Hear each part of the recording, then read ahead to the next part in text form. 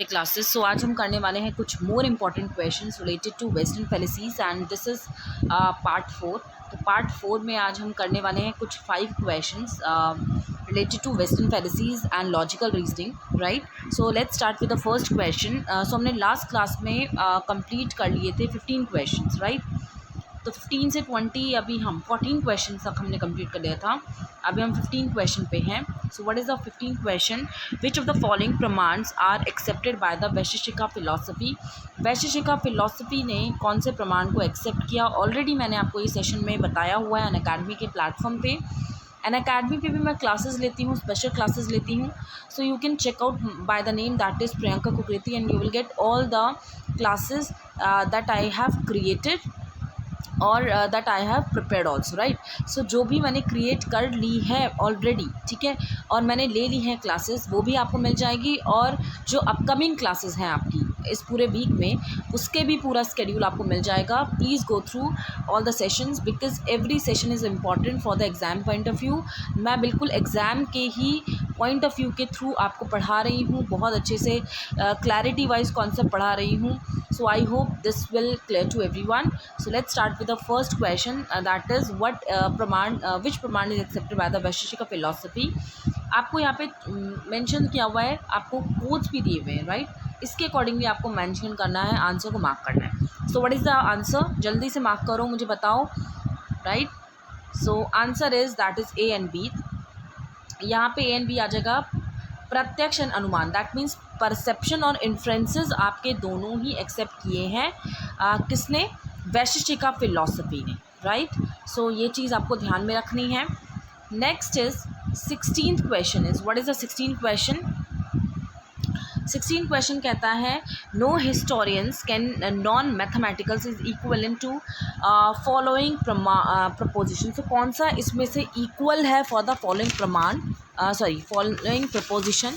सो आपको यहाँ पे मार्क करना है, जल्दी से मुझे आंसर करो। What is the answer? यहाँ से आप नॉन को, नो से नो को कट कर सकते हो ना। सो अब क्या बन गया ये किसके इक्विवेलेंट हो जाएगा? सो जल्दी से मुझे बताओ। So the answer is A, that is all historians are the mathematicians. यहाँ पे सब्जेक्ट एंड प्रिडिकेट सेम है और नो से नो जब कटेगा तो ऑलरेडी वो ऑल में आ जाएगा। So all is the correct answer. Next question 17th question कह रहा है आपको वैलिड और इनवैलिड बताना है आपको।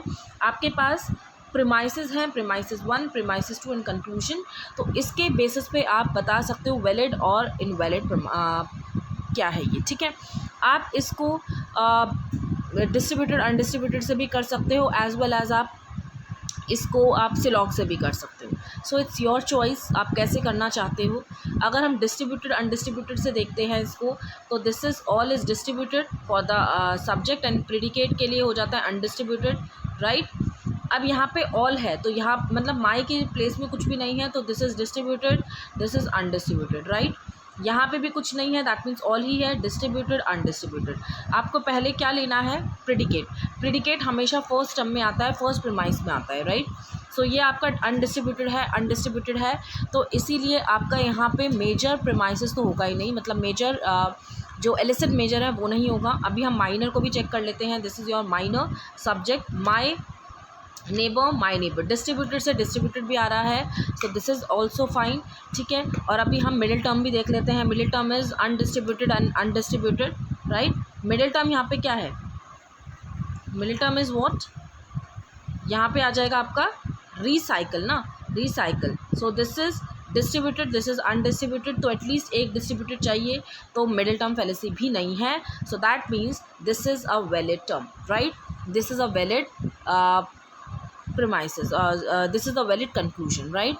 So जो premises and conclusion है दोनों ही valid हैं, so answer will be valid.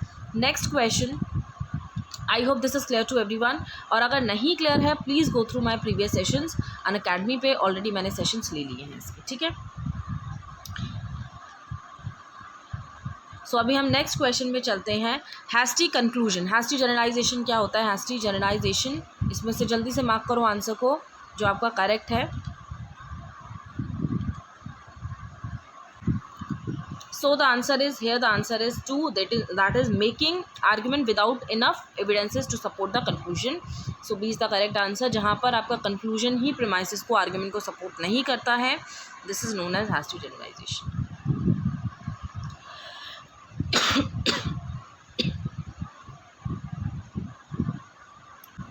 Sorry. So the next question is arguing that what is true of the entire object is also called part of the object. So ये कौन सा है? False criteria, Hasty generalization, ad hominem और distribution.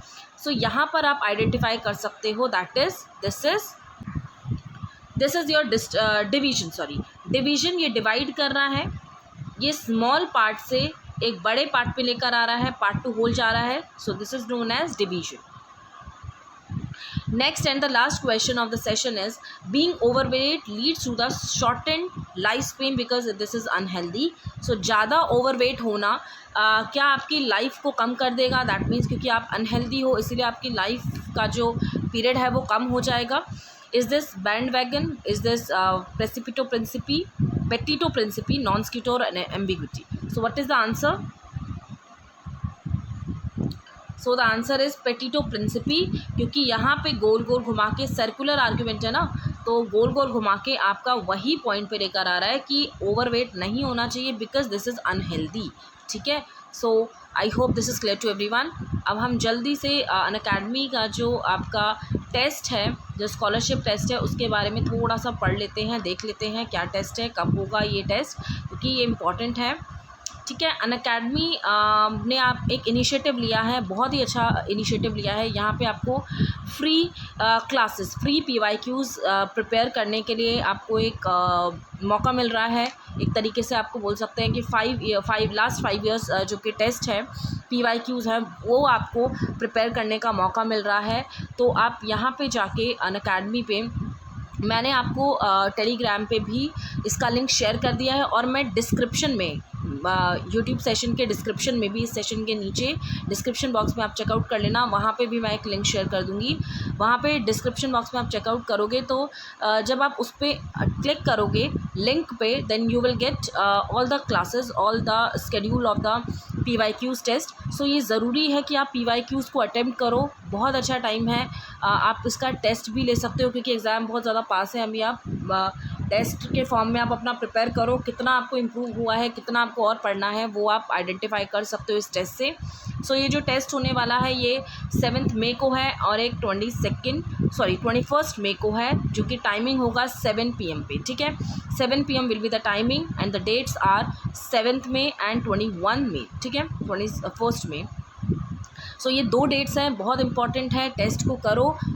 ठीक है, and जो भी new learners हैं, राइट, जो भी न्यू लर्नर्स हैं वो इस कोड को यूज़ करके, PK NET 10 को यूज़ करके अपने और भी क्लासेस को अवेल कर सकते हैं फ्री ऑफ कॉस्ट, क्योंकि ये प्लस और फ्री स्टूडेंट्स के लिए है, चाहे वो प्लस वाले हों चाहे वो फ्री वाले हों, दोनों के लिए इंपॉर्टेंट है ये वाला टेस्ट.